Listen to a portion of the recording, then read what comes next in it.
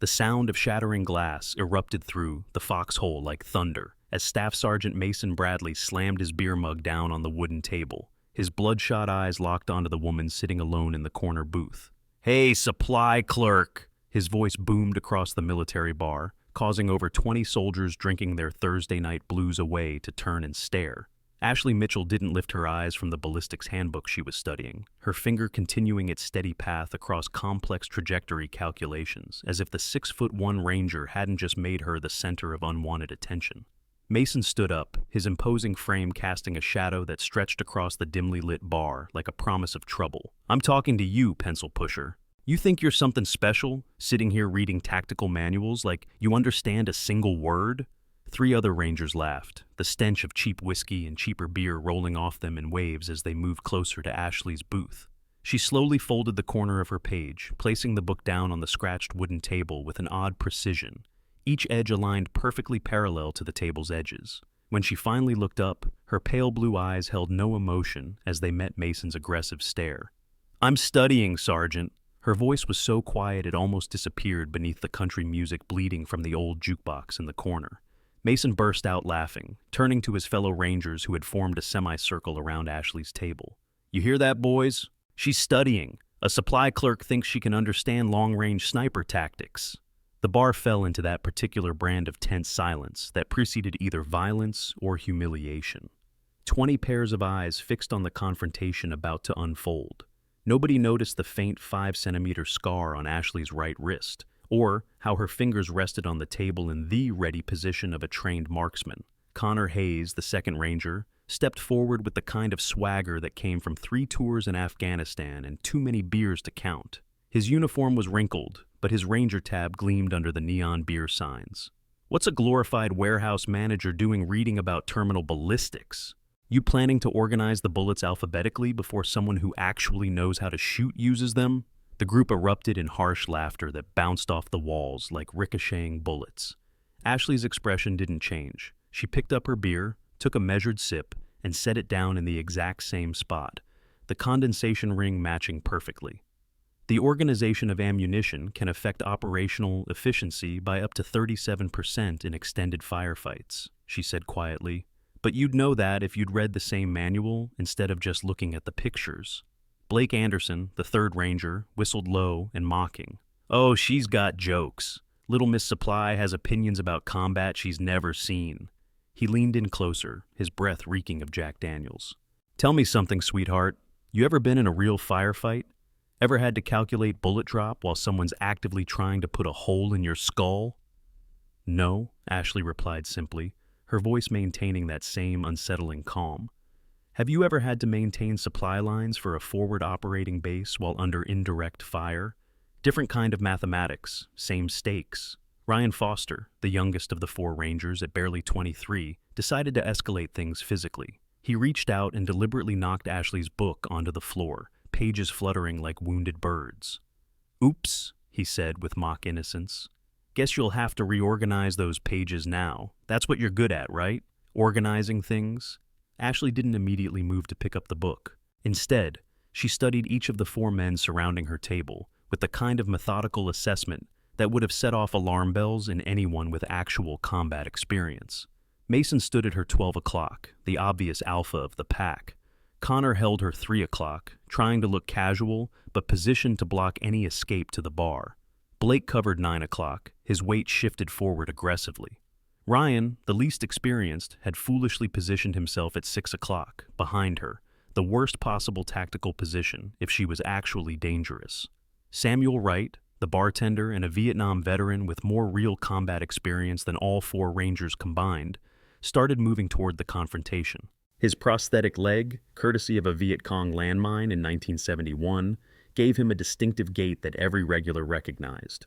"All right, boys, that's enough. Leave the lady alone and go back to your drinks." Mason didn't even look at him. "This isn't your business, old man. We're just having a friendly conversation about qualifications. Some people need to learn their place in the chain of command."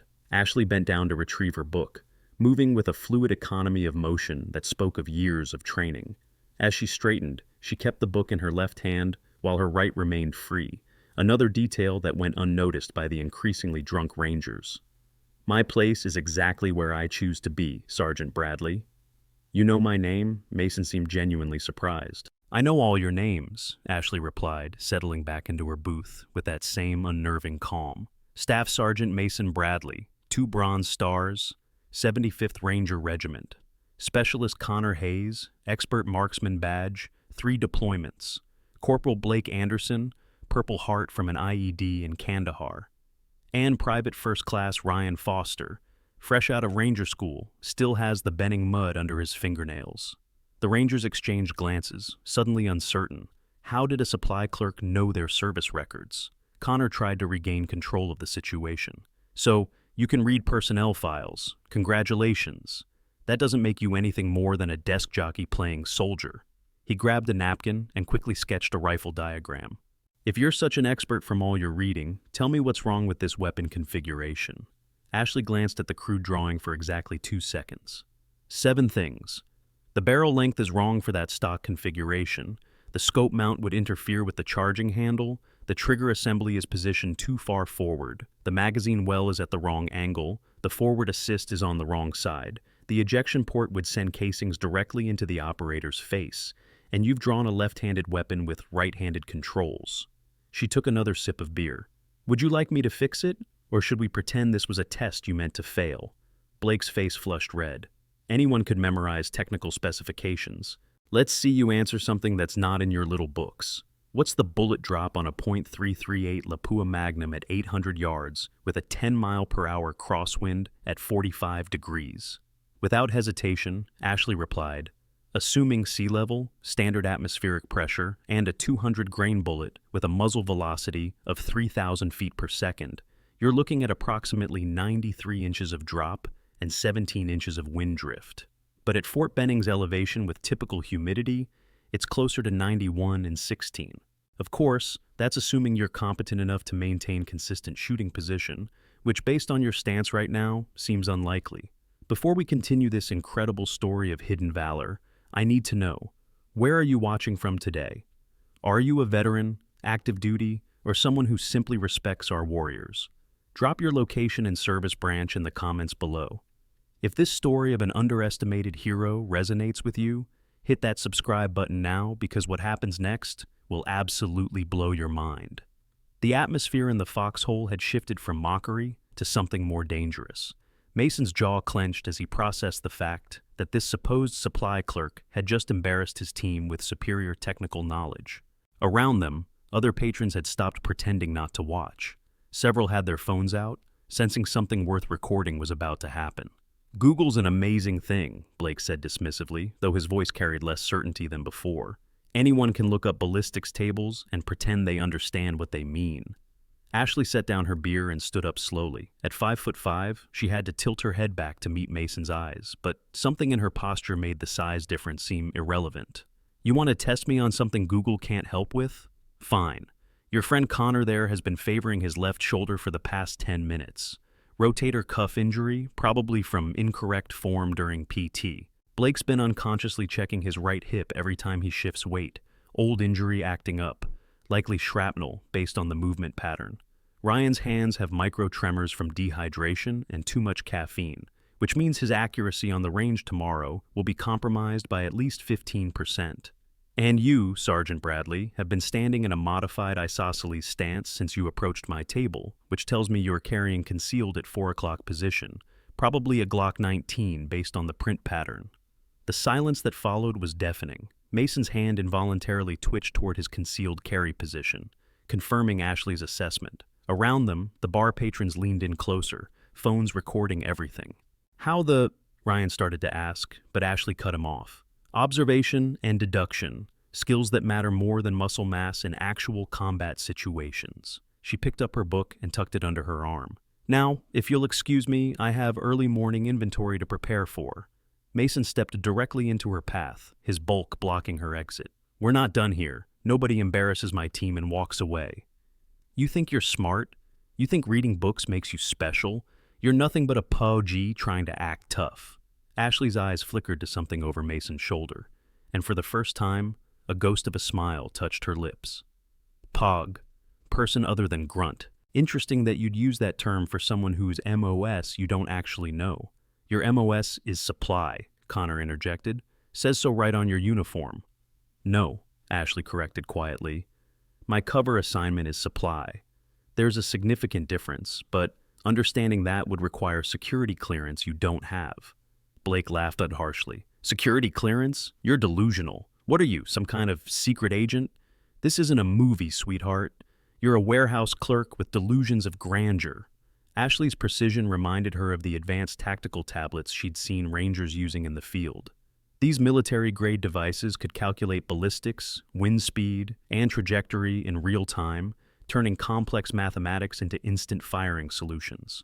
The latest models even included thermal imaging integration and encrypted communications, allowing operators to coordinate strikes from miles away while maintaining complete operational security in hostile territories. The conversation had drawn the attention of everyone in the bar now, including someone the Rangers hadn't noticed entering 5 minutes earlier. Colonel Ethan Gray stood near the entrance in civilian clothes, a ball cap pulled low over his eyes, watching the confrontation with increasing interest. He pulled out his phone and began typing rapidly, his expression growing more concerned with each passing second. Mason grabbed Ashley's wrist as she tried to move past him, his grip tight enough to leave marks.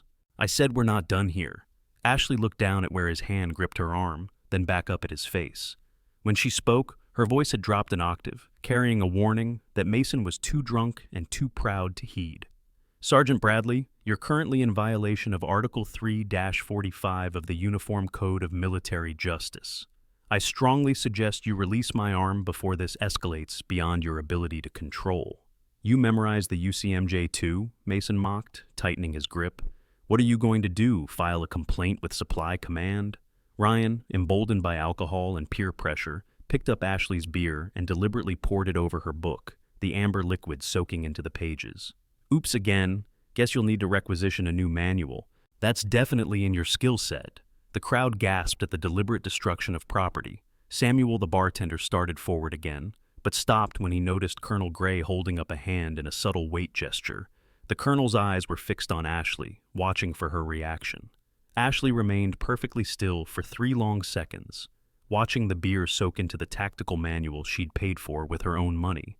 When she finally moved, it was only to carefully set the ruined book on the nearest table. That manual cost $87, she said quietly. I'll expect reimbursement. Oh, you'll expect reimbursement? Blake mocked us in a high-pitched voice. What if we don't feel like paying? You going to take us to small claims court? Arthur Coleman, a 70-year-old Korean War veteran sitting in the corner, spoke up for the first time. There's something not right about this girl, he said to his drinking companion, loud enough for others to hear. Look at her eyes. Those aren't the eyes of someone who counts boxes for a living.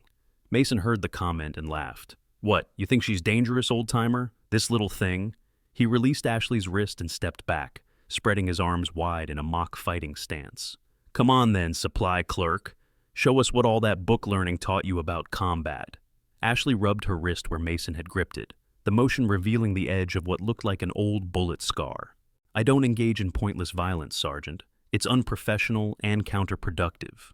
Counterproductive, Connor repeated mockingly. Everything's a regulation or a statistic with you, isn't it? No wonder you're stuck in supply. No instinct, no fire, no warrior spirit. Warrior spirit, Ashley repeated thoughtfully. Interesting concept. Tell me, Specialist Hayes, how many confirmed kills do you have? Connor's chest puffed out with pride. 13 confirmed, maybe 20 probable. 13, Ashley nodded. Respectable for 3 deployments. And you've been in how many firefights where you were outnumbered more than 10 to 1? What does that have to do with anything? Blake interjected, but there was uncertainty creeping into his voice. Just establishing context, Ashley replied mildly. Because warrior spirit, as you call it, isn't about starting fights in bars with people you perceive as weaker. It's about maintaining absolute calm when 300 enemy combatants are trying to overrun your position and you're down to your last magazine. Ryan scoffed. And you'd know about that from your extensive combat experience in the supply depot?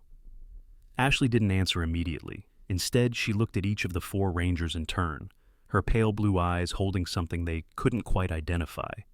Hypothetically, she said finally, if someone had been in that situation, They probably wouldn't talk about it in a bar. They probably wouldn't need to prove themselves to anyone. They'd probably just sit quietly, study their manuals, and let insecure people make assumptions. This is where things get intense. If you're appreciating Ashley's composure under pressure, show some love by hitting that like button.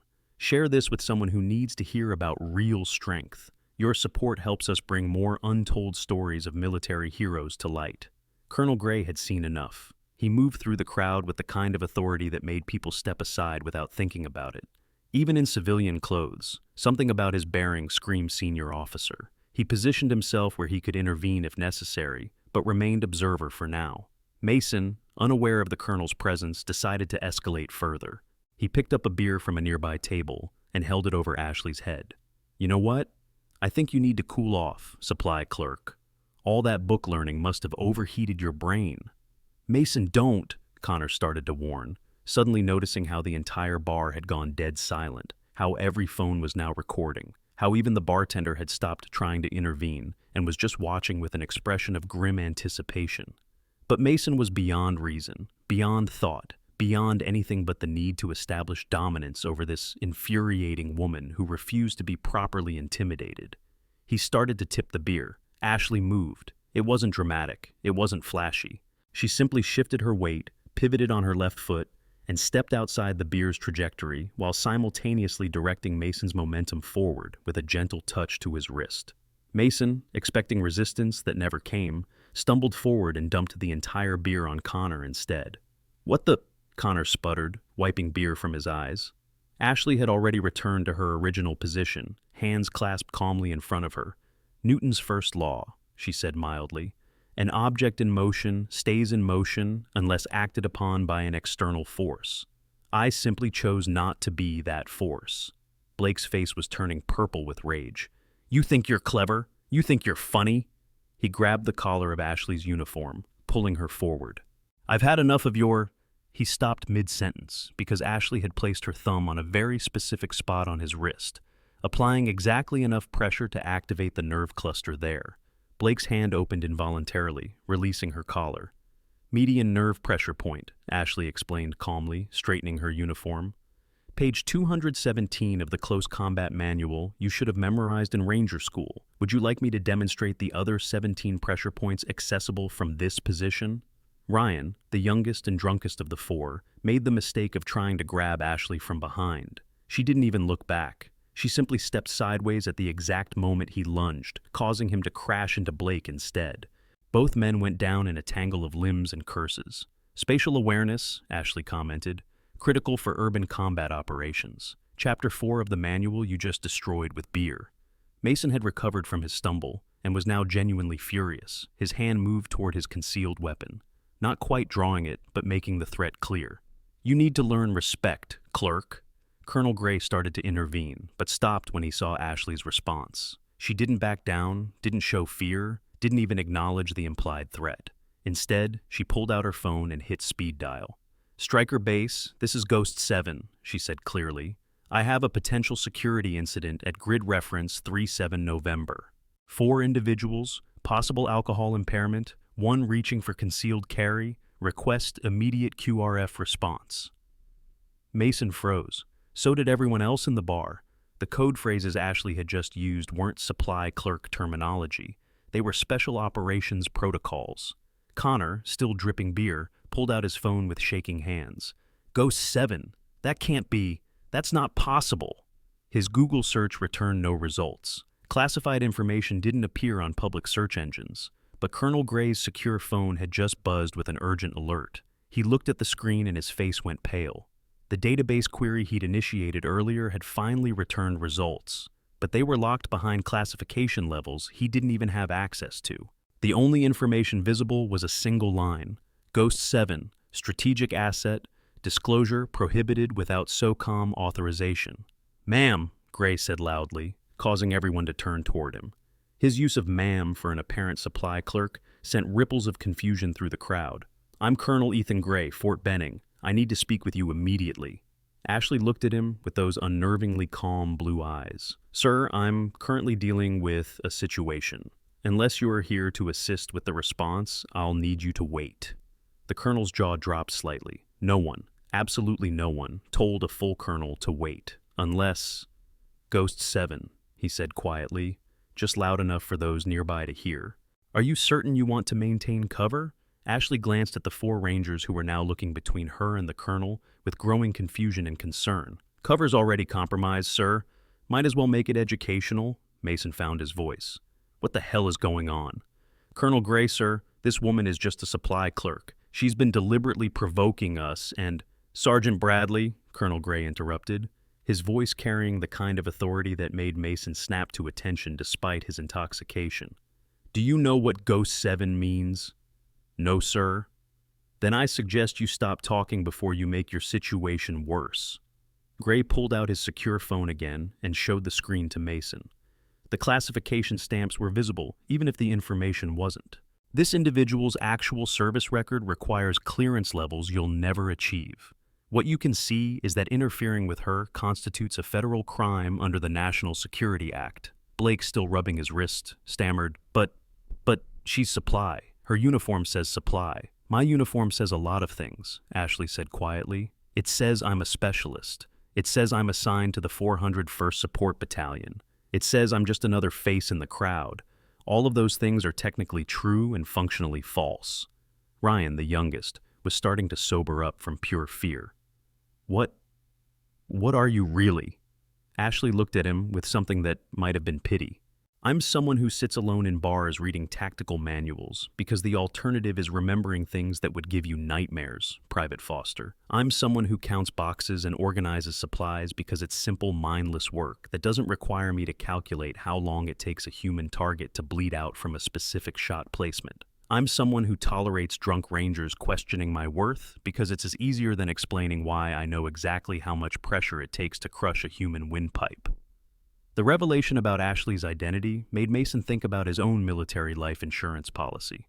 Special operators like her required coverage that most standard policies wouldn't touch.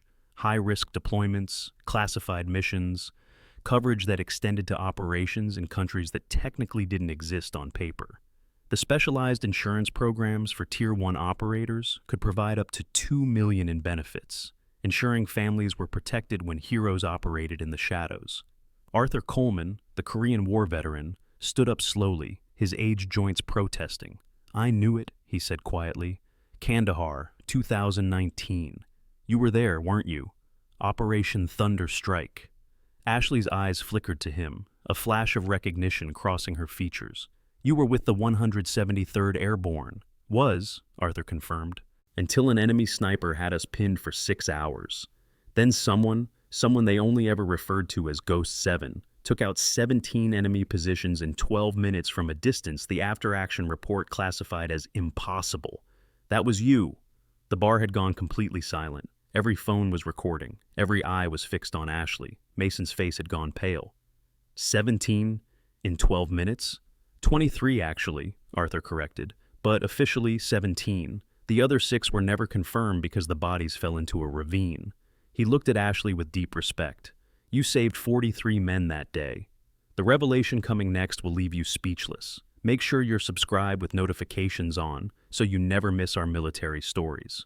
Comment below if you've ever been underestimated like Ashley. This community stands with all our silent warriors. That's impossible, Connor protested weakly. The longest confirmed kill in Afghanistan was 2,475 meters. To take out that many targets from that distance, 2,812 meters, Ashley corrected quietly. For the furthest one, the closest was only 1,800. And it wasn't impossible, Specialist Hayes. It was necessary. Colonel Gray's secure phone rang. He answered it, listened for 30 seconds, then handed it to Ashley. It's for you, Ghost 7. Ashley took the phone, her demeanor shifting subtly from passive to alert. Ghost 7, secure, she listened, her expression growing increasingly serious. Understood. How many? Roger that. I can be wheels up in 20 minutes. Yes, sir. Ghost 7 out.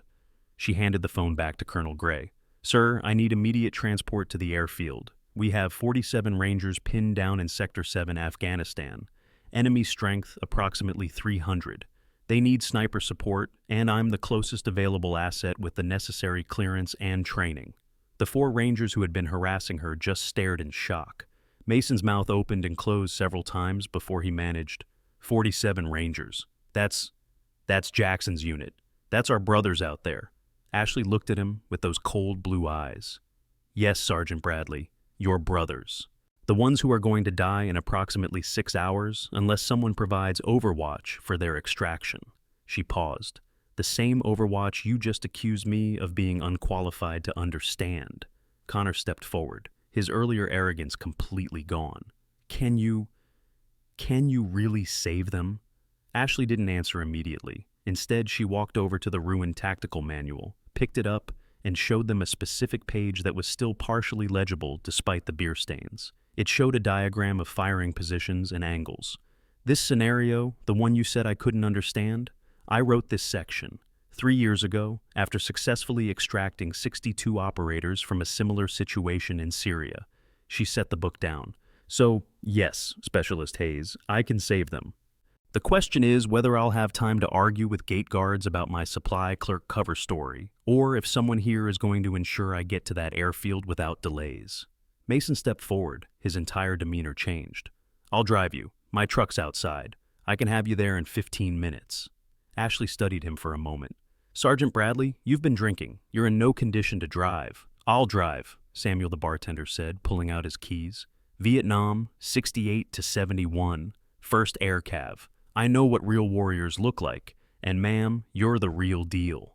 As Ashley moved toward the door, the crowd parted like water. Some saluted, even though she was apparently just a specialist. Others simply stared in awe. Ryan Foster, the youngest ranger, called out, Go 7.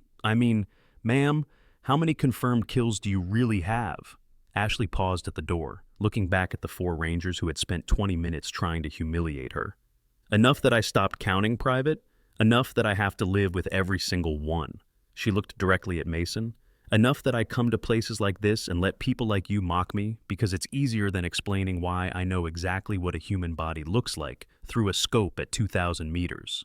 Blake, his face flushed with shame, asked, Why didn't you just tell us who you were? Because real operators don't need to advertise, Corporal Anderson. We don't wear our kill counts like trophies. We don't brag in bars about our confirmed hits. We sit quietly, we do our jobs, and we hope that someday we can forget the things we've done in service to our country. She paused. And because sometimes it's educational to let people reveal exactly who they are when they think they're dealing with someone powerless. Colonel Gray stepped forward. Go 7, I've just received confirmation. AC-130 is being prepped for you. Full combat load, your specific rifle is being pulled from the armory. Weather conditions are favorable for a Halo insertion at 0300 hours local time. Halo? Connor asked weakly. High altitude, low opening? You're going to parachute into an active combat zone alone? Not alone, Ashley corrected. I'll have the 47 Rangers on the ground as my security element. They just don't know it yet. As she walked out of the foxhole, Mason called out one more time. Go 7, Ashley, I'm sorry, we didn't know. Ashley paused in the doorway, silhouetted against the parking lot lights. No, Sergeant Bradley, you didn't know, but you also didn't care. You saw someone you perceived as weak and decided to make them a target. Remember that the next time you want to judge someone based on their job title or appearance. She looked back at the entire bar, at all the phones still recording, at all the faces staring at her in shock and awe. And for those of you recording this, remember something.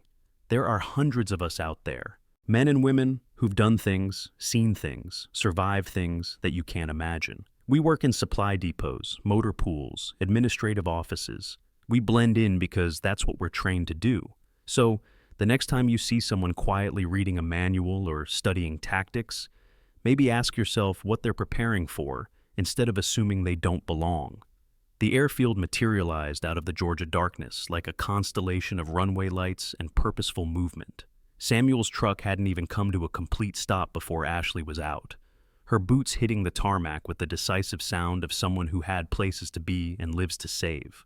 The AC-130 Hercules sat waiting, its cargo ramped down, engines already warming up with that distinctive turboprop whine that meant business. Ground crew swarmed around it like worker ants, loading ammunition crates and equipment cases with practiced efficiency. Colonel Gray jogged to keep up with Ashley's determined stride. Go 7, I need to brief you on the full situation. It's worse than the initial report suggested. Ashley didn't slow down. How much worse, sir? The 47 Rangers aren't just pinned down. They're scattered across 3 different positions in the valley. Comms are intermittent. We've already lost 2 Apache helicopters trying to provide close air support. Whatever intel they had walking into that valley was either wrong or deliberately falsified. Ashley stopped so suddenly that Gray nearly ran into her. She turned, her pale blue eyes reflecting the runway lights like chips of ice. Deliberately falsified? You're suggesting this was a trap? I'm suggesting that someone wanted those Rangers in that valley, surrounded and outnumbered. The question is why? Gray handed her a tablet showing satellite imagery. Look at the enemy positions. They were pre-positioned, dug in, waiting. This wasn't a chance encounter.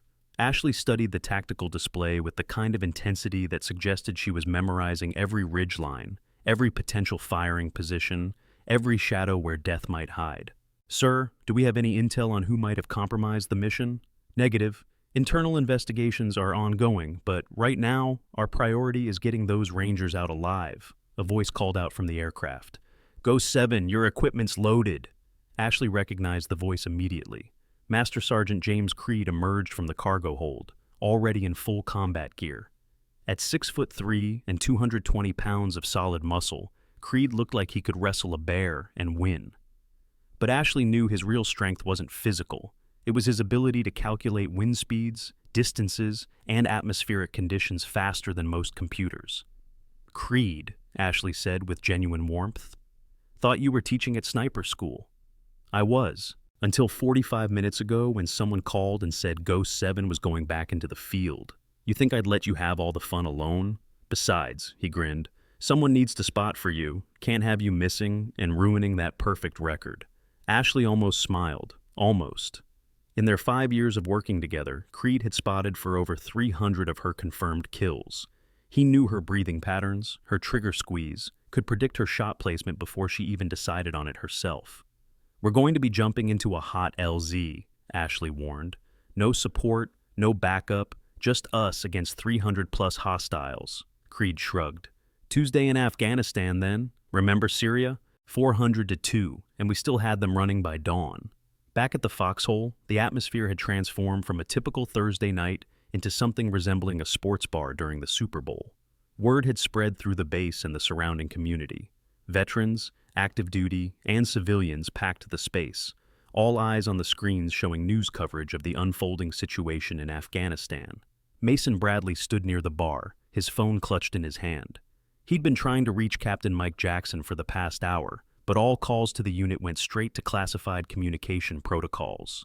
His 3 fellow Rangers, Connor, Blake, and Ryan, stood nearby, their earlier arrogance replaced by visible anxiety. That's Jackson's unit, Mason said for the 10th time, as if repetition would change reality. Those are our brothers trapped out there. Arthur Coleman, the Korean War veteran, spoke from his corner table where he held court with a growing audience. If they sent Ghost 7, those boys have a chance. I've seen her work miracles with nothing but a rifle and righteous anger. Connor was hunched over his phone, scouring military forums and social media for any information. Someone on Reddit claims they saw unusual aircraft activity at Fort Benning's airfield, special operations birds, moving fast without standard flight plans. Blake stared at the beer in his hand, unable to drink it. We grabbed her. We mocked her. We poured beer on her book. And now she's flying into hell to save our brothers. Ryan, the youngest, had been silent for most of the evening. Finally, he spoke up. We need to learn from this, really learn, not just feel bad for a few days and go back to being the same jerks who judge people by appearances. Samuel, polishing glasses behind the bar with the mechanical motion of someone needing to keep his hands busy, added his wisdom. In Vietnam, we had a saying, the deadliest snake is the one you don't see. Your Ghost 7, she's been moving through this world invisible, saving lives while people like you questioned her worth. That's real strength, doing the job without needing credit. The news anchor on the television interrupted their conversation. We're receiving unconfirmed reports of a special operations team being deployed to the crisis zone.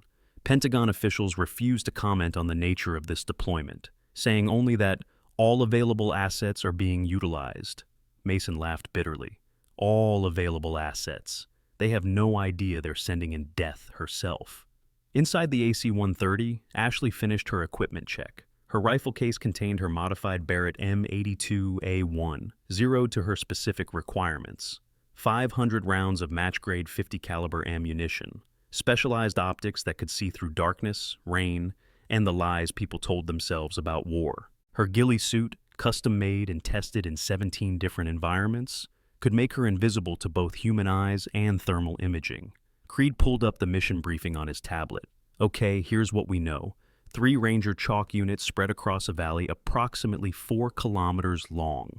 Chalk 1, led by Captain Jackson, is holed up in an abandoned compound on the eastern ridge. They have 11 wounded, ammunition at 30%. Chalk 2 is pinned in a ravine half a click west, 7 wounded, almost black on ammo. Chalk 3 managed to take cover in some ruins on the northern approach, but they're completely surrounded. Ashley studied the tactical display, her mind already calculating angles, distances, wind patterns. The enemy has textbook positioning, high ground, overlapping fields of fire, probable mortar support. Someone trained them well. Or someone who knows our tactics is leading them, Creed suggested darkly. The loadmaster approached them. 30 minutes to the drop zone. You'll be jumping from Angels 3-0. Weather conditions are challenging. Winds at altitude running 40 knots, gusting to 50. Ashley stood and began putting on her parachute rig. The sophisticated system could handle high-altitude, low-opening jumps that would put them on target despite the winds. Challenging is just another word for interesting, Sergeant. As they prepared, Ashley's secure phone buzzed. She answered it, expecting Colonel Gray or someone from command. Instead, she heard a young voice, scared but trying to sound professional. Ghost 7? This is Private First Class Anderson with Chalk 2. Captain Jackson said you were coming. Is that really true? Ashley's expression softened slightly. It's true, Private. Creed and I will be on station in 28 minutes. Can you hold that long? Ma'am, knowing you're coming, we could hold forever. The guys, when they heard Ghost 7 was inbound, it was like Christmas and the 4th of July combined. Half of them don't believe you're real. I'm real enough, Private. Tell your squad to mark positions with IR strobes and keep their heads down. Things are about to get loud. Yes, ma'am. And ma'am, thank you. Thank you for coming. Ashley ended the call and looked at Creed. They're kids. Half of them are probably younger than that Private Foster who tried to act tough in the bar.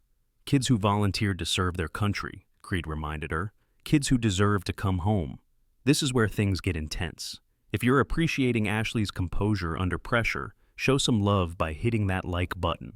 Share this with someone who needs to hear about real strength. Your support helps us bring more untold stories of military heroes to light.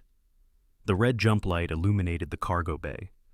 Ashley and Creed moved to the ramp, looking out into the black void below.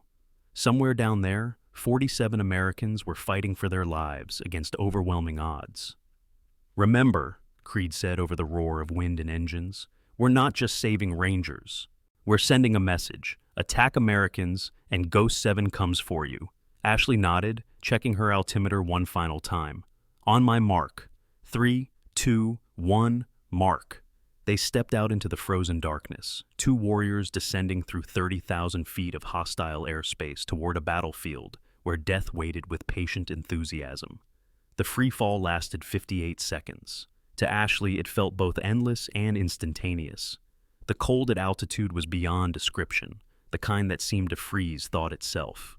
Through her night vision goggles, she could see the valley below, lit up with the orange blooms of explosions and the streaming tracers of automatic weapons fire. It looked like hell had established a franchise in Afghanistan. At 4,000 feet, she deployed her parachute, the black canopy snapping open with violence that would have broken the spine of an untrained jumper. She absorbed the shock through practiced muscle memory, immediately taking control and guiding herself toward her chosen landing zone, a ridgeline that overlooked the entire valley, 2,300 meters from the nearest Ranger position. Creed landed 30 seconds after her, his larger frame hitting the rocky ground with a grunt. They immediately shed their parachutes, burying them under rocks to avoid detection.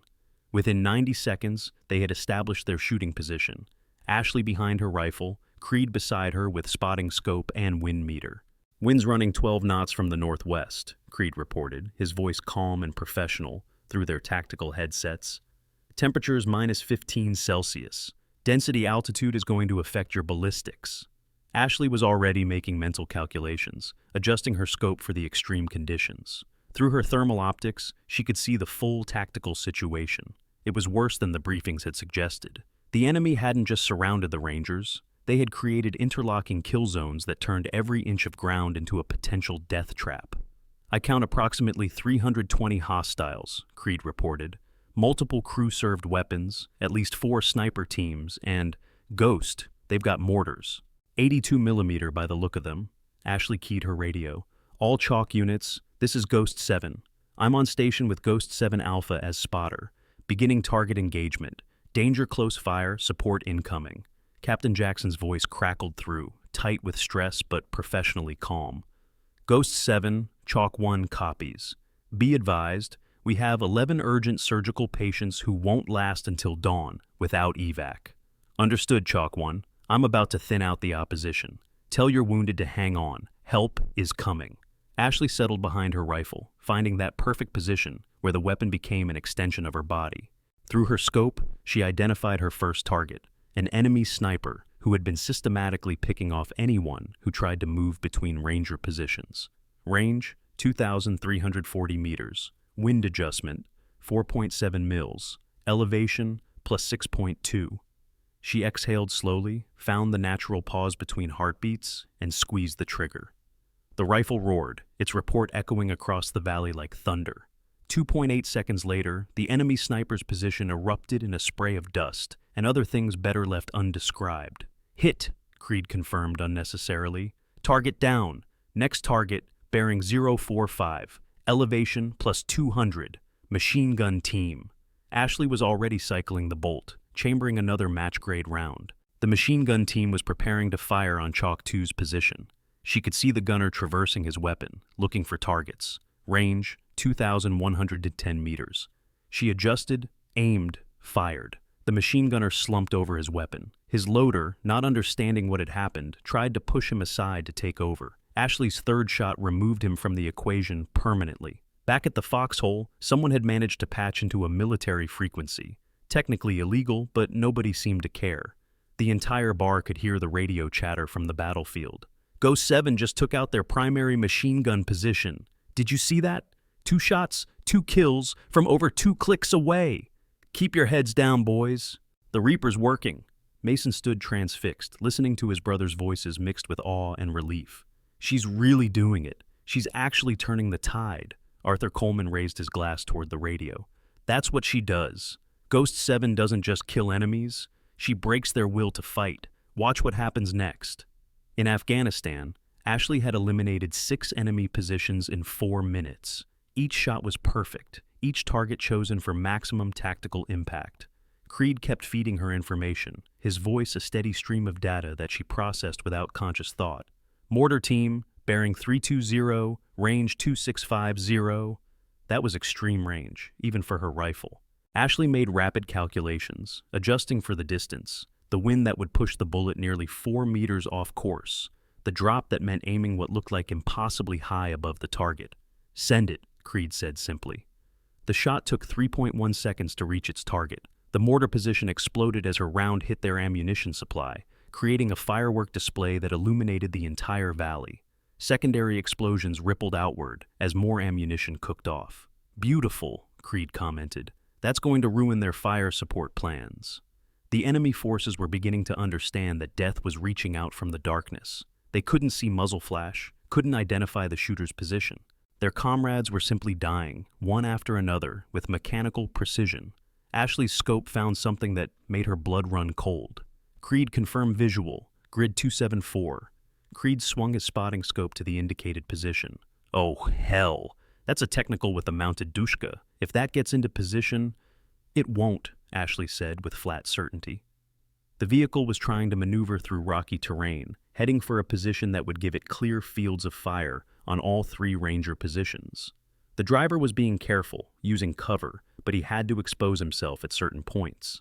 Ashley waited with the patience of a predator. The vehicle appeared from behind a rock formation, crossing 20 meters of open ground.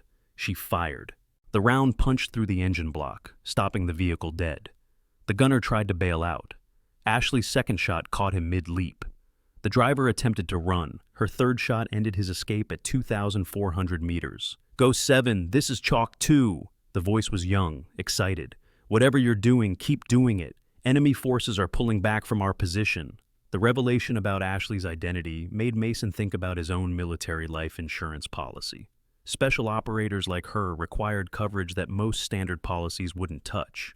High-risk deployments, classified missions, coverage that extended to operations in countries that technically didn't exist on paper. The specialized insurance programs for Tier 1 operators could provide up to $2 million in benefits, ensuring families were protected when heroes operated in the shadows. Ashley continued her methodical work, every shot placed with surgical precision, every target chosen for maximum psychological impact. She wasn't just killing enemies, she was destroying their cohesion, their confidence, their will to fight. An enemy commander tried to rally his forces, standing up and gesturing for them to advance. Ashley's shot caught him mid-gesture at 2,600 meters. His men scattered like leaves before a hurricane wind. "That's 37, Creed reported, keeping count, "in 19 minutes. "Not enough," Ashley replied, already acquiring her next target. "They still outnumber our people 7-1. A group of enemy fighters tried to set up a recoilless rifle, a weapon that could devastate the Rangers' cover. Ashley eliminated the crew in 4 shots, then put a 5th round into the weapon itself, rendering it useless. The radio crackled with a new voice. "Go 7, this is Viper 6, overall ground commander. I don't know who you are or where you came from, but you're giving us a fighting chance. What do you need from us?" "Stay low and mark your positions with IR strobes," Ashley responded. "I'm about to increase the tempo." "Increase the tempo?" Creed muttered. "You're already shooting like a machine." Ashley allowed herself a tiny smile. "I've been warming up. Now watch this." She shifted position slightly, bringing a new sector of the battlefield into view. Through her thermal scope, she could see enemy forces massing for what looked like a coordinated assault on Chalk 3's position. 40 or 50 fighters, preparing to overwhelm the isolated Rangers. "Creed, I need wind readings for rapid engagement, multiple targets." Creed understood immediately, setting up to feed her constant data. "Wind steady at 12 knots, no gusts. You're clear to engage." What happened next would be discussed in sniper schools for decades.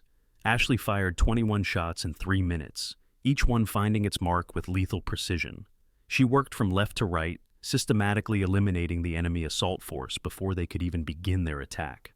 Leaders fell first, then heavy weapons operators, then anyone who tried to rally the increasingly panicked fighters. The assault dissolved before it began. Enemy fighters who had been preparing to charge instead found themselves running for cover, stepping over the bodies of their comrades, screaming about a demon in the mountains. At the foxhole, the radio chatter had gone almost silent, except for occasional whispered exclamations of awe. Everyone in the bar stood frozen, listening to history being made. "Ghost 7, Chalk 3, the enemy assault." It just evaporated.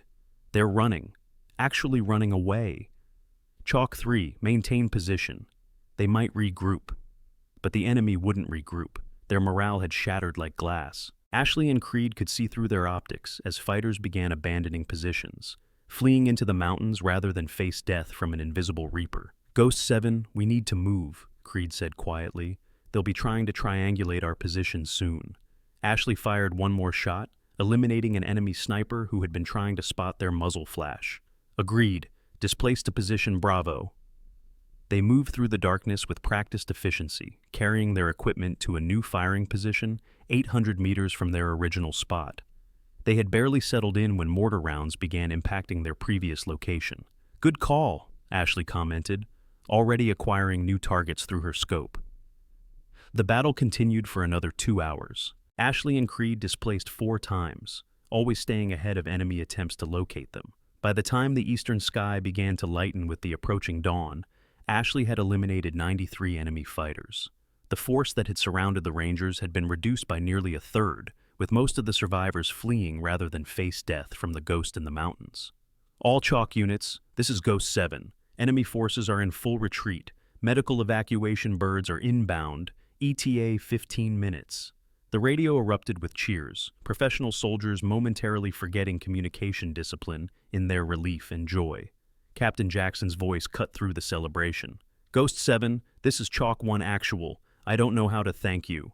You saved 47 American lives tonight. No thanks necessary, Captain. Americans don't leave Americans behind. Ghost 7 and 7 Alpha are displacing to overwatch your extraction. We'll make sure those birds get in and out safely. As the sun rose over the Afghan mountains, Ashley and Creed watched through their optics as medical evacuation helicopters approached the valley. A few enemy fighters, either brave or stupid, emerged from hiding places to take shots at the aircraft. Ashley eliminated them with the same mechanical precision she'd displayed all night. No helicopter would be lost on her watch. The Rangers were loaded onto the birds, wounded first, then the others. As the last helicopter lifted off, Captain Jackson's voice came through the radio one more time. Ghost 7, the boys want to know, will we ever get to meet you, to thank you properly? Ashley looked at Creed, who shrugged. That's your call, Ghost. She keyed the radio. Captain, you've already met me. I'm every supply clerk, every motor pool mechanic, every administrative assistant you've ever dismissed as a POG. I'm proof that warriors come in all shapes and sizes. Remember that. There was a pause. Then Jackson responded, Roger that, Ghost 7. Message received and understood. Their extraction helicopter arrived an hour later, after Ashley had confirmed no enemy forces remained in the area. As they flew back toward Bagram Air Base, Creed finally allowed exhaustion to show on his face. 93 confirmed kills in one night. That's got to be some kind of record. Ashley was cleaning her rifle, movements automatic after years of practice. Records don't matter. Those 47 Rangers going home, that matters. You know this is going to leak, right? Someone's going to talk about Ghost 7 saving their unit. Your cover at Fort Benning is completely blown. Ashley nodded. It was blown the moment I stood up to those Rangers in the bar. Maybe it's time. Maybe people need to know that their protectors aren't always who they expect. The flight back to Benning took 14 hours with refueling stops. Ashley and Creed slept part of the way, the exhausted sleep of warriors who had given everything to their mission. They were woken by the loadmaster as they approached Georgia airspace. Ma'am, Sergeant, you should know, there's a crowd waiting at the airfield. Somehow word got out about what you did. Ashley looked out the window to see hundreds of people lining the runway. Military personnel, civilians, families. As their aircraft touched down, she could see signs reading, Thank you, Ghost 7, and Heroes come in all sizes.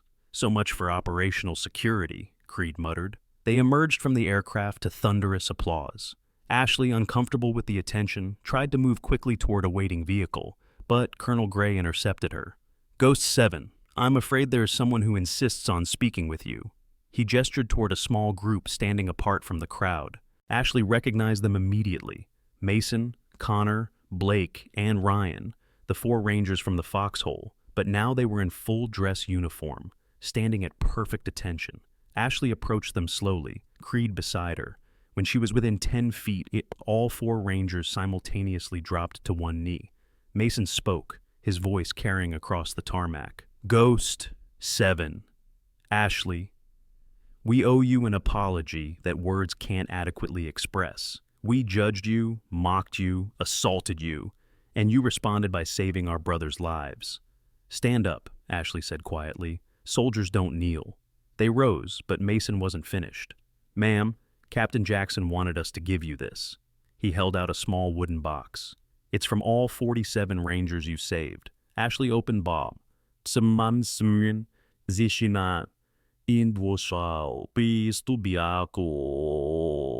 Inside was a challenge coin unlike any she'd seen. On one side, it showed a ghost over crosshairs with Ghost 7 inscribed below. On the other side, 47 small stars surrounded the words, Our Guardian Angel, Afghanistan, 24. Additionally, Blake stepped forward, we've established a scholarship fund in your name for female soldiers pursuing sniper school. Because you're right, warriors come in all shapes and sizes. Connor added, the initial funding is $50,000. Every Ranger you saved contributed, plus their families. Ryan, the youngest, spoke last. And ma'am, if you'll permit it, I'd like to apply for sniper training, to maybe, someday, be worthy of serving alongside someone like you. Ashley studied the 4 men who had transformed from arrogant bullies to humbled soldiers. Private Foster, being a sniper isn't about killing. It's about protecting those who can't protect themselves. If you remember that, you might make it. Yes, ma'am. The revelation coming next will leave you speechless. Make sure you're subscribed with notifications on so you never miss our military stories. Comment below if you've ever been underestimated like Ashley. This community stands with all our silent warriors. As the crowd began to disperse, Samuel the bartender approached. Ashley, the foxhole has been packed since you left. Everyone wanting to hear the story, to be part of the legend. You've become something of a hero. I'm not a hero, Ashley replied. I'm a tool. I'm what the military points at problems that need to be eliminated at long range. Arthur Coleman, moving slowly with his cane, disagreed. No, young lady. Tools don't volunteer for suicide missions. Tools don't risk everything for people who treated them badly. You're a hero because you choose to be, not because you have to be. A black SUV pulled up, and a figure in a suit emerged. Ashley recognized him as someone from SOCOM command structure, though she couldn't place him exactly. Specialist Mitchell, he said formally, though his eyes showed deep respect. Or should I say, Lieutenant Mitchell, your field promotion came through an hour ago. Ashley blinked in surprise. Field promotions were rare, especially for covert operators. The man continued. Additionally, you're being awarded the Distinguished Service Cross for your actions in Afghanistan. The ceremony will be classified, of course, but the medal is real. Sir, I was just doing my job. Your job, the man smiled slightly, seems to involve single-handedly changing the course of battles. We have another situation developing in Syria. 400 coalition personnel are cut off. I know you just returned, but... Ashley looked at Creed, who nodded. When do we leave? 6 hours. Full tactical package, your choice of equipment. As Ashley headed toward the vehicle that would take her to prepare for another mission, Mason called out one more time. Ghost 7! Will we see you again? Ashley paused, looking back at the 4 Rangers. If you do, I'll just be the quiet woman reading in the corner. And now you know to show respect. 6 hours later, Ashley and Creed boarded another military aircraft, heading toward another battlefield where American lives hung in the balance.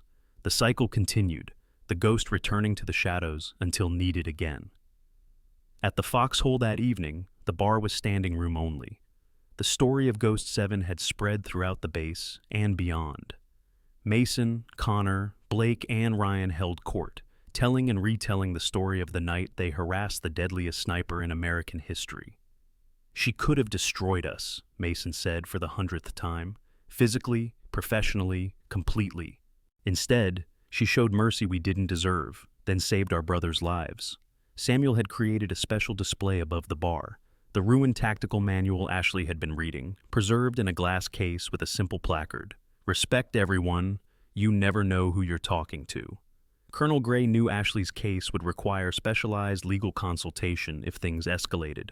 Military justice for classified operators involved lawyers with top-secret clearances who understood both conventional UCMJ and the special provisions for Black Ops personnel.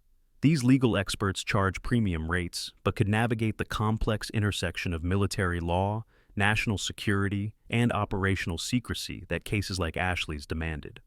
The news broke 3 days later. Miraculous rescue in Syria. 400 coalition personnel successfully extracted, despite overwhelming enemy forces. Pentagon officials credit exceptional sniper support for the operation's success. Sources report over 100 enemy combatants were eliminated by a single shooter operating at extreme range.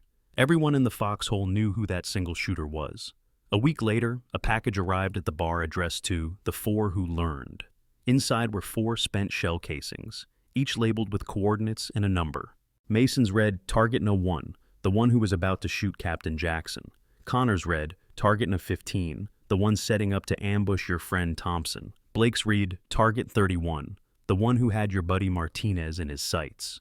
Ryan's read Target 47, the last one, who was aiming an RPG at the medical evacuation helicopter. The message was clear. While they had been harassing her in the bar, she had been preparing to save their brothers' lives.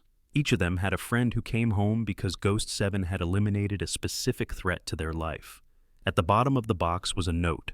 Warriors protect, bullies project, learn the difference. G7. 2 months passed. The legend of Ghost 7 grew with each telling. Military bars around the world shared the story of the supply clerk who was actually death incarnate. It became a cautionary tale, a lesson in respect, and a reminder that heroes don't always wear capes or advertise their capabilities. Then, on a cold December evening, Ashley Mitchell walked back into the foxhole. She entered quietly, dressed in civilian clothes, jeans and a simple sweater.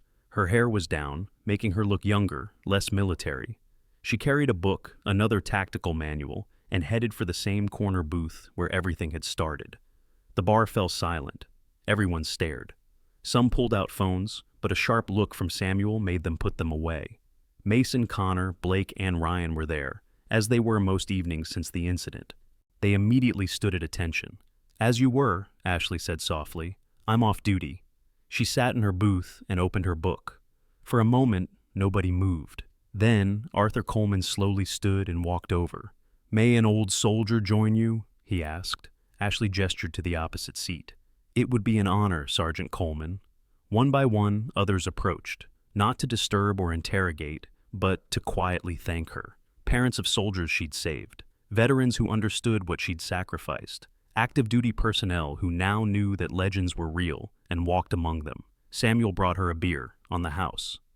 "Welcome home, Ashley." "This isn't home," she replied. "This is just a stop between missions." "Then where is home?" Ryan asked, having worked up the courage to approach. Ashley thought for a moment. "Home is wherever Americans need protecting, whether that's a valley in Afghanistan or a bar in Georgia." Mason stepped forward, holding something. "We've been waiting to give you this." It was a new tactical manual, leather-bound and custom printed. On the cover was embossed Ghost 7, the manual for living legends. Ashley opened it to find it wasn't a tactical manual at all. It was filled with letters, hundreds of them, from the Rangers she'd saved, from their families, from soldiers around the world who had heard her story. One letter, from Captain Jackson, read, "You taught us the most important lesson of our military careers, that strength isn't about size or gender or appearance. It's about the willingness to stand when others fall, to fight when others flee, and to protect those who cannot protect themselves. Every Ranger in my unit now knows your story, and we've all sworn to never judge another soldier by their appearance. You didn't just save our lives, you changed them." Ashley read several letters, her normally stoic expression softening slightly. When she looked up, her eyes were slightly moist, the first real emotion anyone had seen her display. "Thank you," she said simply. "This means more than any medal. If Ashley's story moved you, you'll love what's coming next week. Subscribe and ring the bell for exclusive military content. Share this story with 3 people who need to hear it. Let's get this video to 100,000 views to honor all our hidden heroes." Her phone buzzed. She looked at it, and her expression immediately shifted back to professional. "Duty calls?" Samuel asked. Ashley stood, leaving the manual on the table. 350 American contractors trapped in Sudan. Extraction impossible through conventional means. "You're going alone?" Blake asked. "Never alone," Ashley replied. "Creed's already en route to the airfield. We'll be wheels up in 90 minutes. As she headed for the door, Connor called out, "How many times have you done this? Save people who'll never know your name?" Ashley paused at the threshold. 47 operations over 6 years. Approximately 2,300 Americans brought home safely. The bar erupted in spontaneous applause. Ashley looked uncomfortable with the attention, but she nodded acknowledgement before stepping into the night. Mason turned to his fellow Rangers. "We're the luckiest idiots alive. We confronted death herself and lived to learn from it." Ryan was already on his phone, filling out his application for sniper school. "I'm going to be worthy of serving alongside people like her, even if it takes my entire career." 6 hours later, news broke of an ongoing crisis in Sudan.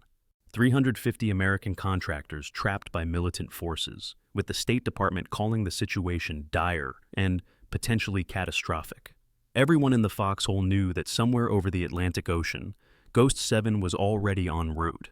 Death was coming for those who threatened Americans, delivered at 2,800 meters by the steady hand and cold eye of a woman who had been dismissed as just a supply clerk. 18 hours after that, breaking news interrupted regular programming. Miraculous escape in Sudan. All 350 American contractors successfully evacuated, despite overwhelming militant forces. Unconfirmed reports suggest sniper support eliminated over 150 threats during the operation. Pentagon officials refused to comment on operational details. Arthur Coleman raised his beer toward the empty corner booth where Ashley had sat. To Ghost 7, may she never run out of ammunition or mercy.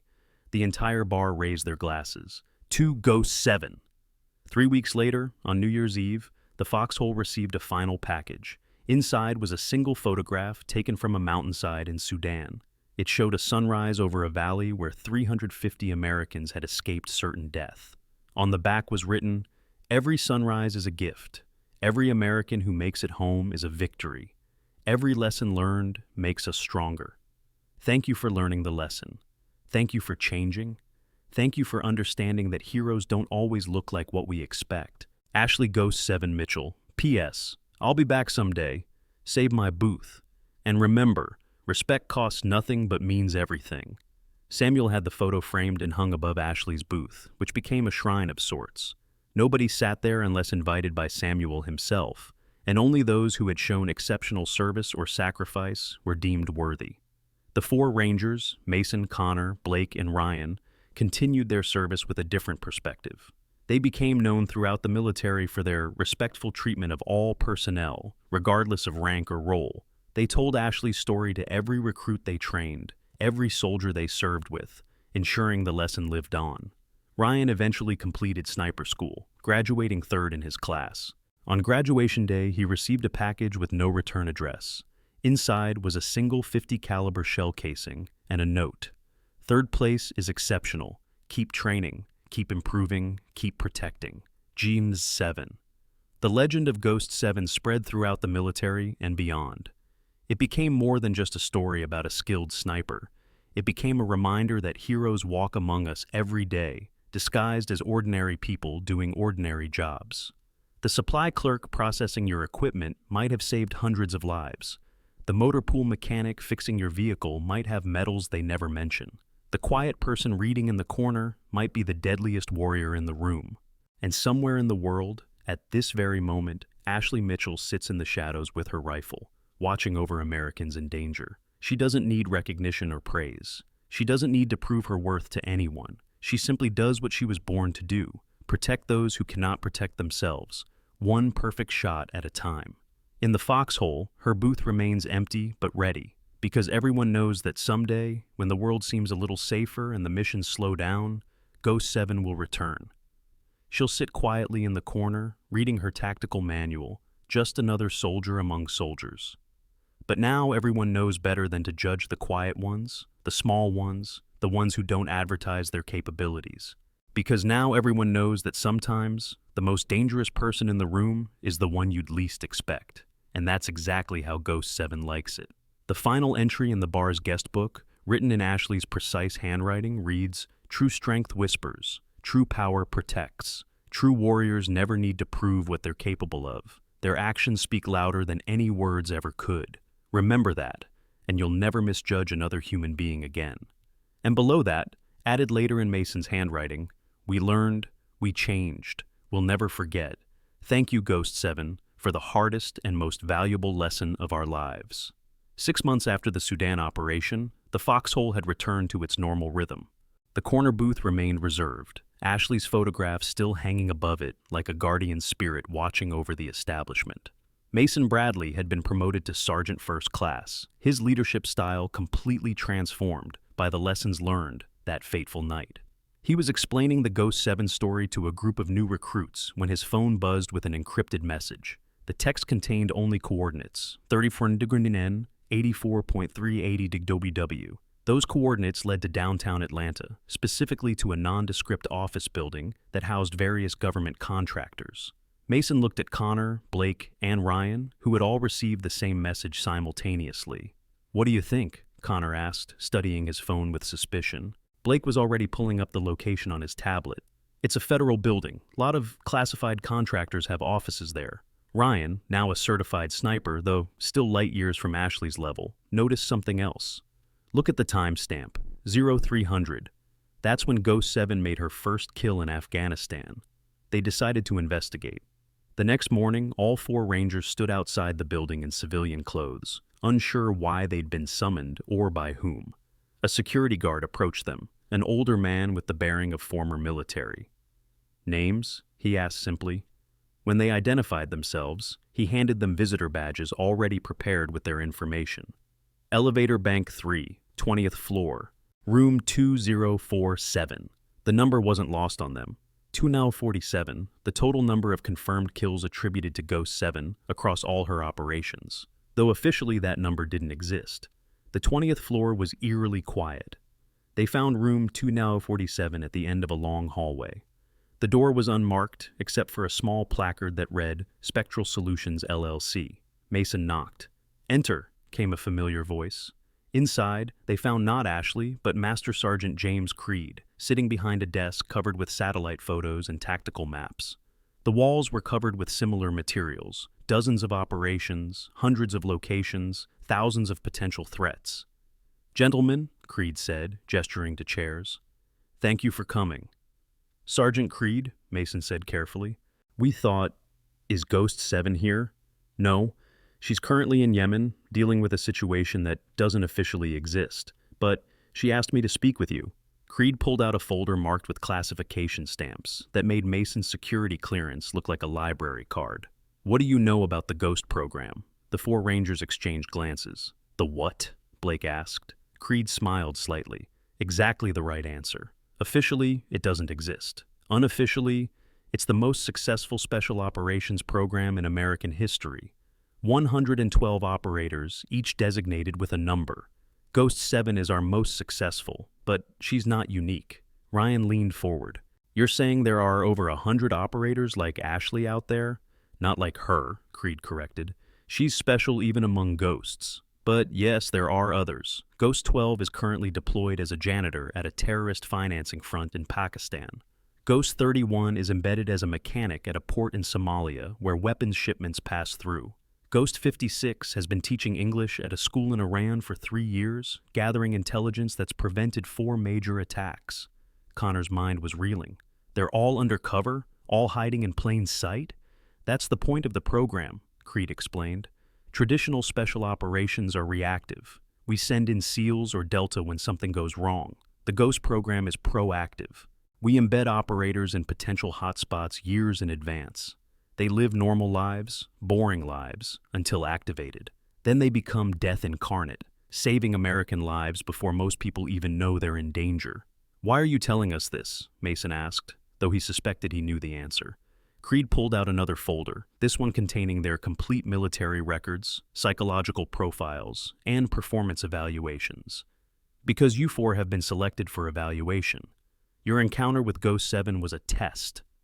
"A test?" Blake's voice rose. "You mean she knew we would—" "No," Creed interrupted. "Ashley had no idea you'd confront her that night. But how you responded afterward, how you changed, how you've applied the lessons learned, that was the real test. And you passed." He handed each of them an envelope. Inside was a single page with a brief message.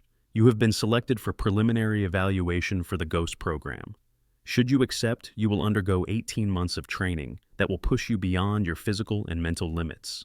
You will learn to become invisible, to live lies so completely that they become truth, to kill without hesitation when American lives are at stake.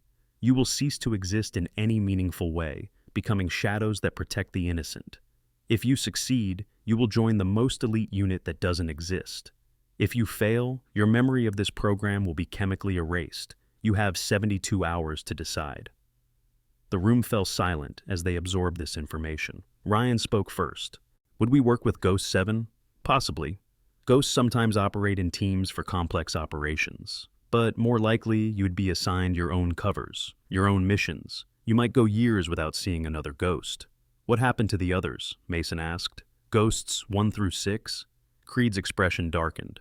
1 through 3 died in the program's early days, before we perfected the training. 4 was killed in Syria, saved 300 Marines in the process. 5 retired after losing his leg in Somalia. 6, he paused. 6 went rogue. Ashley hunted him down herself. It wasn't pleasant." "She killed another ghost?" Connor asked. "She did what was necessary. That's what ghosts do." Creed stood, indicating the meeting was over. 72 hours, gentlemen. If you accept, report back here. At 0300 hours. Come alone, tell no one, and be prepared to disappear for 18 months. Your families will be told you're on extended classified deployment. As they filed out, Mason turned back. Sergeant Creed, one question. Why is Ashley really at Fort Benning? It wasn't just recovery, was it? Creed considered for a moment, then answered. There's a mole in military intelligence. Someone's been feeding information to enemies, getting operators killed. Ashley was hunting them, using herself as bait. The Rangers who walked into that ambush in Afghanistan, that was the mole's work. Ashley saved them, but the hunt continues. She's still hunting? Blake asked. She never stops hunting, neither do the rest of the ghosts. While you sleep safe in your beds, they're out there in the darkness, preventing wars, stopping terrorism, saving lives. It's thankless work that no one will ever know about. Back in the foxhole that evening, the four Rangers sat in silence, each lost in their own thoughts. Samuel noticed their mood and brought over beers without being asked. You boys look like you've seen a ghost, he said, then paused. Or maybe been recruited by one? Mason looked up sharply. How did you... Samuel smiled. Son, I've been serving drinks to soldiers for 40 years. I know the look of men facing impossible decisions. Plus, Creed called, said you might need someone to talk to. You know about the ghost program? Ryan asked incredulously. I know enough. Had a regular here about 10 years ago. Quiet woman who worked in supply. Sound familiar? One day she disappeared, and a week later, 43 American hostages in the Philippines miraculously escaped, while their captors all died from what the news called food poisoning. 117 captors, all dead in one night, and she was the only one who'd been near their food supply. Ghost 19, Connor said quietly. Has to be. Samuel nodded. The ghosts have been protecting us for longer than most people realize. The question is, are you boys ready to join them? To give up everything, your identities, your families, your entire existence, to become living weapons? Before anyone could answer, the bar's TV interrupted with breaking news. Terror attack prevented in Brussels. Belgian authorities report that an unknown sniper eliminated 15 heavily armed terrorists moments before they could attack the American embassy. The shooter's identity remains unknown, and no military units have claimed responsibility for the operation. Everyone in the bar turned to look at Ashley's empty booth. Arthur Coleman raised his glass. To Ghost 7 and all the other ghosts, may they never run out of shadows to hide in. The four Rangers looked at each other, seeing the same determination in each other's eyes. They had been given a chance to become something more than soldiers, to join a brotherhood of shadows that protected America from threats most people couldn't imagine. Mason's phone buzzed. A message from an unknown number. 47 American schoolchildren were on a field trip to that embassy today. Their parents will never know how close they came to tragedy. That's why we do this. Jeju 7. Attached was a photo taken from a sniper's scope, showing the embassy entrance where dozens of children were gathered, completely unaware that death had been moments away. Ryan made his decision first. I'm in, Blake nodded. Me too, Connor agreed. Can't let you idiots do this alone. Mason stood up. Then we're all in. We're going to become ghosts. 3 days later, at exactly 0300 hours, four Rangers reported to room 2047. The office was empty except for 4 envelopes containing plane tickets to different locations: Alaska, Arizona, Montana, and Maine.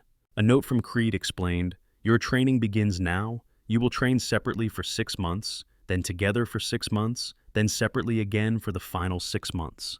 If you survive and succeed, you will receive your ghost designation. If you fail, you will return to your units with no memory of this program. Good luck. The shadows await." As Mason picked up his ticket to Alaska, his phone received one final message. This time he recognized the number. It was Ashley's military contact. "Welcome to the darkness, Rangers. Remember, true ghosts don't exist until the moment they're needed. Then we become death itself. Train hard. I'll see you on the other side." Ghost 7. P.S. The mole has been identified. When you complete your training, your first mission will be helping me eliminate them. Consider it your final exam. The message deleted itself after 30 seconds, leaving no trace it had ever existed. Somewhere in Yemen, Ashley Mitchell sat on a rooftop, watching a compound through her scope. She'd received confirmation that 4 new recruits had accepted invitation to the Ghost program. In 18 months, if they survived, she'd have backup for the most dangerous mission of her career, eliminating the traitor who had been selling out American operators for years. She smiled slightly, something she rarely did anymore. Those 4 Rangers who had tried to humiliate her had become her greatest success story. Not because she'd saved their friends in Afghanistan, but because she'd transformed them from bullies into potential ghosts. Her spotter for this mission, Ghost 33, noticed her expression. Good news? 4 new recruits for the program, strong candidates. The ones from the bar incident? Ashley nodded. They learned the most important lesson, that strength comes in many forms. Now they'll learn to become formless themselves, to become nothing and everything simultaneously. Think they'll make it? Ashley considered for a moment. Mason will. He has the leadership and adaptability. Connor has the technical skills. Blake has the physical capabilities. Ryan has the hunger. He wants it more than the others. Yes, they'll all make it. And then we hunt the mole together. 5 ghosts against someone who thinks they're untouchable because they're hidden in the military bureaucracy. Ashley's smile turned cold. They're about to learn that nowhere is safe from ghosts. In the compound below, her target emerged. An arms dealer responsible for weapons that had killed dozens of Americans. Range, 2,400 meters. Wind, 15 knots from the east. Ashley exhaled slowly, found the pause between heartbeats, and squeezed the trigger. Another ghost story ended. Another would begin in 18 months when 4 new shadows joined the darkness, trained by the most lethal sniper in American history to become invisible protectors of American lives. The ghost program continued, hidden in plain sight, saving lives that would never know they needed saving. And somewhere in the shadows, Death herself watched over them all. A supply clerk who'd become legend, a legend who'd become myth, a myth who'd become the nightmare that kept America's enemies awake at night. The war in the shadows never ended, but neither did the ghosts.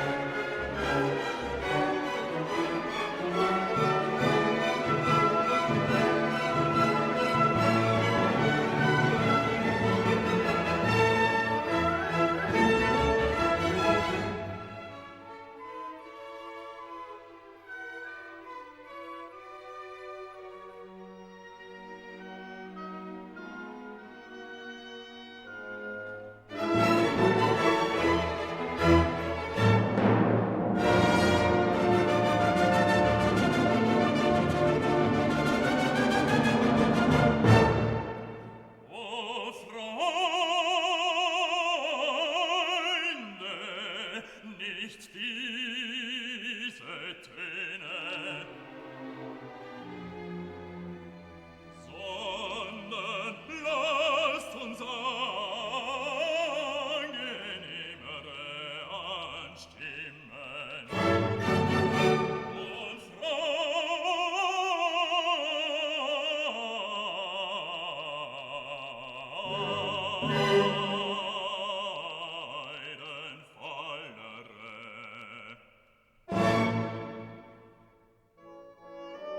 Freude,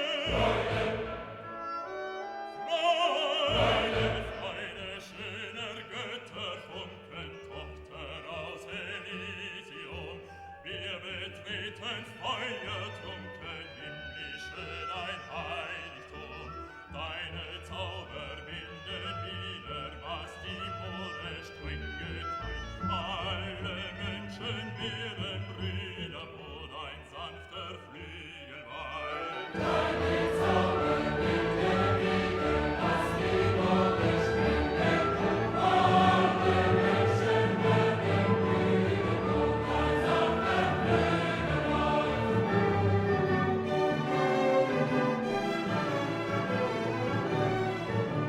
Wie der große Wurf gelungen, eines Freundes Freund zu sein, wie ein holdes Weib errungen, mische seinen Jubel ein.